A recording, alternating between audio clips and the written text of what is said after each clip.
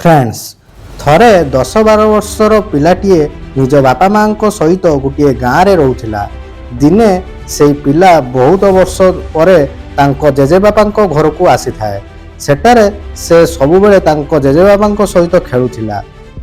ଖେଳିବା ବେଳେ ଦିନେ ସେ ତାଙ୍କ ଜେଜେବାପାଙ୍କୁ ପଚାରିଲେ, ଜେଜେ, ମୁଁ ବଡ଼ ହେଲେ ମୁଁ ବହୁତ ବଡ଼ ସକ୍ସେସଫୁଲ୍ ହୋଇ ଦେଖାଇବି। ସକ୍ସେସଫୁଲ୍ ହେବା ପାଇଁ ଜେଜେ ମୋତେ କିଛି ଉପାୟ କହିପାରିବେ କି? ତାଙ୍କ ଜେଜେ ତାଙ୍କୁ ହସି ହସି ଚାହିଁ କହିଲେ, ହଉ ଠିକ୍ ଅଛି। ସେ ତାଙ୍କୁ ଗୋଟିଏ ନର୍ସରୀ ଦୋକାନକୁ ନେଇଗଲେ, ଯେଉଁଠାରେ ତାଙ୍କୁ ଛୋଟ ଛୋଟ ଗଛ ମିଳିପାରିବ। ସେଠାରୁ ତାଙ୍କ ଜେଜେବାପା ଦୁଇଟି ଛୋଟ ଛୋଟ ଗଛ କିଣି ଘରକୁ ଫେରି ଆସିଲେ। ଘରକୁ ଆସିବା ପରେ ସେ ଗୋଟିଏ ଗଛକୁ ଗୋଟିଏ ବଡ଼ କୁଣ୍ଡରେ ରଖିଲେ ଏବଂ ସେହି କୁଣ୍ଡକୁ ଘର ଭିତରେ ରଖିଦେଲେ। ତାପରେ ସେ ଅନ୍ୟ ଗଛଟିକୁ ଘର ବାହାରେ ଲଗାଇଦେଲେ। ତାପରେ ସେ ତାଙ୍କ ନାତିଙ୍କୁ ପଚାରିଲେ, କୁହ ଏବେ ଭବିଷ୍ୟତରେ କେଉଁ ଗଛ ଭଲ ଭାବରେ ବଢ଼ିବ? ପିଲାଟି ଟିକିଏ ଚିନ୍ତା କଲା ଏବଂ ନିଜ ଜେଜେଙ୍କୁ କହିଲା, ଜେଜେ, ଆମେ ଘର ଭିତରେ ଲଗାଇଥିବା ଗଛ ଭଲ ଭାବରେ ବଢ଼ିବ, କାରଣ ସେ ଘର ଭିତରେ ରହିବ ଏବଂ ସମସ୍ତ ସମସ୍ୟାରୁ ସୁରକ୍ଷିତ ରହିବ। ଆଉ ଘର ବାହାରେ ଯେଉଁ ଗଛ ଲଗାଇଲେ ତା ଉପରେ ବହୁତ ରିସ୍କ ଅଛି, ଯଥା ସୂର୍ଯ୍ୟର କିରଣ, ଝଡ଼ ତୁଫାନ, ପ୍ରବଳ ବର୍ଷା, ପଶୁପକ୍ଷୀ ପାଇଁ ବହୁତ ରିସ୍କ ଅଛି। ତାପରେ ତାଙ୍କ ଜେଜେବାପା ହସିଲେ ଏବଂ ତାଙ୍କୁ କହିଲେ, ହଉ ଦେଖିବା ଭବିଷ୍ୟତରେ ଏହି ଦୁଇଟି ଗଛ ସହିତ କ'ଣ ହେଉଛି। ତାପରେ 4 ବର୍ଷ ପରେ ପିଲାଟି ପୁଣି ଥରେ ତାଙ୍କ ଜେଜେଙ୍କ ଘରକୁ ଆସିଲା। ତାଙ୍କ ଜେଜେବାପାଙ୍କୁ ଦେଖିବା ପରେ ସେ ପୁନର୍ବାର ତାଙ୍କୁ ପଚାରିଲା, ଜେଜେବାପା, ଗତଥର ମୁଁ ତୁମକୁ ପଚାରିଥିଲି ଜୀବନରେ ସକ୍ସେସଫୁଲ୍ କେମିତି ହେବ, କିନ୍ତୁ ତମେ ମୋତେ କିଛି କହିନଥିଲ, କିନ୍ତୁ ବର୍ତ୍ତମାନ ତୁମେ ମୋତେ କହିବାକୁ ପଡ଼ିବ।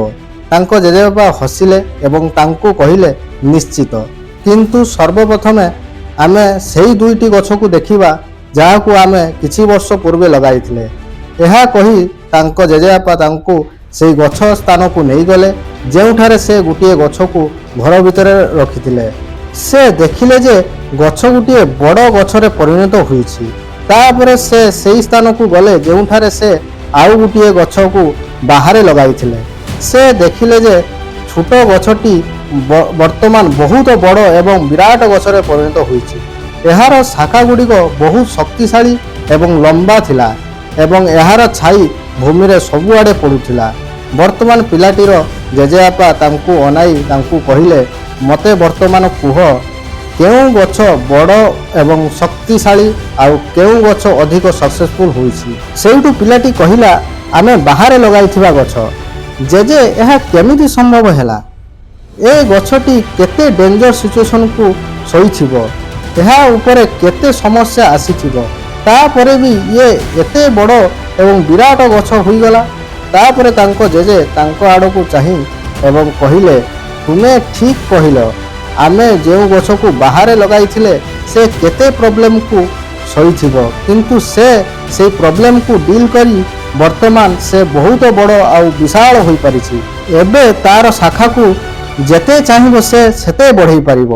ଆଉ ଯେଉଁ ଝଡ଼ ତୁଫାନ ଏବଂ ପ୍ରବଳ ବର୍ଷା ପରି ସମସ୍ୟା ଦ୍ୱାରା ସେ ତାର ଶାଖା ଗୁଡ଼ିକୁ ଆହୁରି ଶକ୍ତିଶାଳୀ କରିଥାଏ ଏବଂ ଏହି କାରଣରୁ ଆଜି ସେ ଗୋଟିଏ ବହୁତ ବଡ଼ ଗଛରେ ପରିଣତ ହୋଇଯାଇଛି। ବର୍ତ୍ତମାନ ଏହି ସବୁ ସମସ୍ୟା ଗୁଡ଼ିକ ତା ସାମ୍ନାରେ ବହୁତ ଛୋଟ ହୋଇଯାଇଛି। ତାପରେ ତାଙ୍କ ଜେଜେବାପା ତାଙ୍କୁ ଅନାଇ ତାଙ୍କୁ କହିଲେ, ପୁଅ, ସର୍ବଦା ଗୋଟିଏ କଥା ମନେ ରଖିଥିବ, ଯେ ପର୍ଯ୍ୟନ୍ତ ତୁମେ ତୁମ ଜୀବନରେ ଷ୍ଟ୍ରଗଲ୍ କରିନଥିବ, ଯେ ପର୍ଯ୍ୟନ୍ତ ତୁମେ ଡିଫିକଲ୍ଟିରେ ପଡ଼ିନଥିବ, ସେ ପର୍ଯ୍ୟନ୍ତ ତୁମେ ତୁମ ଜୀବନରେ ସଫଳତା ହାସଲ କରିପାରିବ ନାହିଁ। ଯଦି ତୁମେ ସବୁବେଳେ ନିଜ ଜୀବନର କମ୍ଫର୍ଟେବଲ୍ ଚଏସ୍ ରଖିବ, ତେବେ ତୁମେ ତୁମ ଜୀବନରେ ଯେତିକି ବି ଗ୍ରୋ କରିପାରିଥାନ୍ତ ତାହା ବି ତୁମେ କରିପାରିବ ନାହିଁ।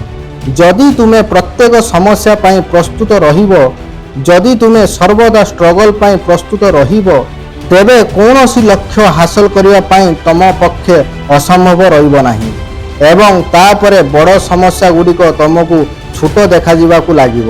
ଏହା ଶୁଣିବା ପରେ ପିଲାଟି ଏକ ଦୀର୍ଘ ନିଶ୍ୱାସ ନେଲା ଏବଂ ତାପରେ ସେ ସେହି ବଡ଼ ଗଛକୁ ଦେଖିବାକୁ ଲାଗିଲା। ତାଙ୍କ ଜେଜେବାପାଙ୍କ କଥା ତାଙ୍କ ମନ ଭିତରେ ଘୁରୁଥିଲା।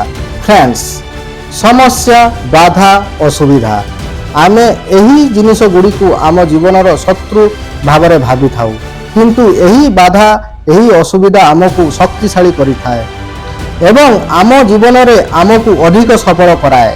କେହି ଜଣେ କହିଛନ୍ତି, ଯଦି ତୁମର ଜୀବନର କୌଣସି ପ୍ରୋବ୍ଲେମ୍ ନାହିଁ ତେବେ ତୁମେ ବୁଝିଯାଅ ଯେ ତୁମେ ଭୁଲ ରାସ୍ତାରେ ଅଛ। ତେଣୁ ଫ୍ରେଣ୍ଡସ୍, ଯଦି ତୁମେ ଏହି କାହାଣୀକୁ ଅଧିକ ଲୋକଙ୍କ ନିକଟରେ ପହଞ୍ଚାଇବାକୁ ଚାହୁଁଛ ତେବେ ଏହି ଭିଡ଼ିଓଟିକୁ ଲାଇକ୍ କରନ୍ତୁ, ଯାହାଦ୍ୱାରା ୟୁଟ୍ୟୁବ୍ ଏହି ଭିଡ଼ିଓଟିକୁ ଅଧିକ ଲୋକଙ୍କ ନିକଟରେ ପହଞ୍ଚାଇ ପାରିବ। ଯଦି ଆପଣ ଏହି କାହାଣୀକୁ ପସନ୍ଦ କରନ୍ତି ତେବେ ଏହି ଚ୍ୟାନେଲକୁ ସବସ୍କ୍ରାଇବ୍ କରନ୍ତୁ। ମୁଁ ତୁମକୁ ପରବର୍ତ୍ତୀ ଭିଡ଼ିଓରେ ସମାନ କାହାଣୀ ସହିତ ଭେଟିବି। ତେଣୁ ଧୈର୍ଯ୍ୟବାନ ହୁଅ, କୃତଜ୍ଞ ହୁଅ ଏବଂ ଜୀବନରେ ଆଗକୁ ବଢ଼। ଧନ୍ୟବାଦ।